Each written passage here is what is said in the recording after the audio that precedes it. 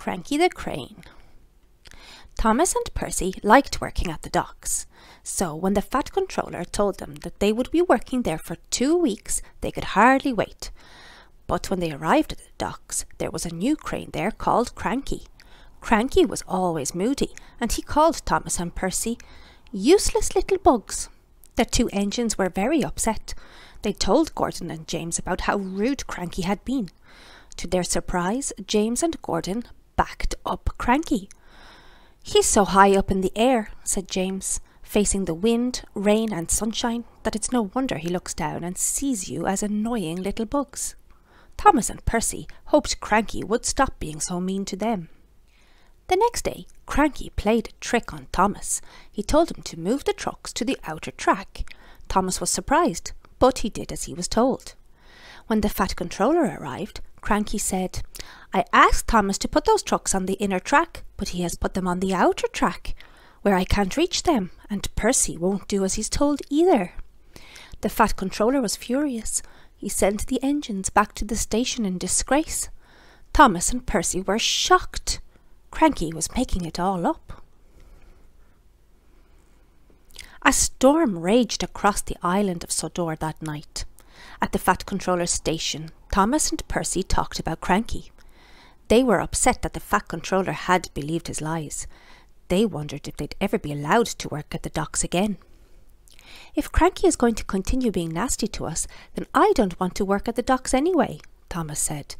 Percy had to agree. At the docks, the wind and the rain was lashing down on Cranky. He wasn't worried, though. He thought he was much stronger than any storm. In the shed nearby, Duck, James and Gordon were listening to the storm. They thought they were safe there, but they were wrong. A huge steamer had got loose, and it was heading straight for the docks. The steamer ran aground. It charged through the docks, crashing into the shed and knocking over Cranky. Duck, Gordon and James were trapped. They called to Cranky for help, but Cranky had fallen onto his side, so he needed rescuing too. Cranky and the engines had to wait for the storm to clear before they could be rescued.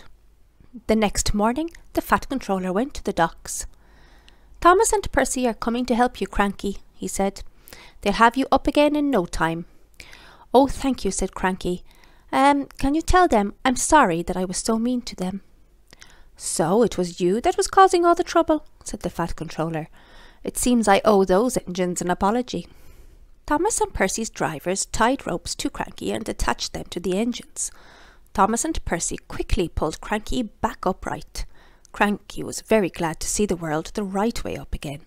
He got straight to work clearing away the rubble. Cranky moved the steamer back into the water, and it was carefully tied in place. Then it was safe for him to pull the heavy rubble away from the shed so the trapped engines could get out. Duck, Gordon and James were very grateful. They had not liked being stuck in the shed. They thanked Cranky for his help. Cranky told them Thomas and Percy had rescued him first. "I never thought I'd be rescued by a couple of—" Cranky was about to say bugs, but he stopped himself just in time. He continued, "I never thought I could be saved by a couple of small engines. I'll try not to be rude to you again."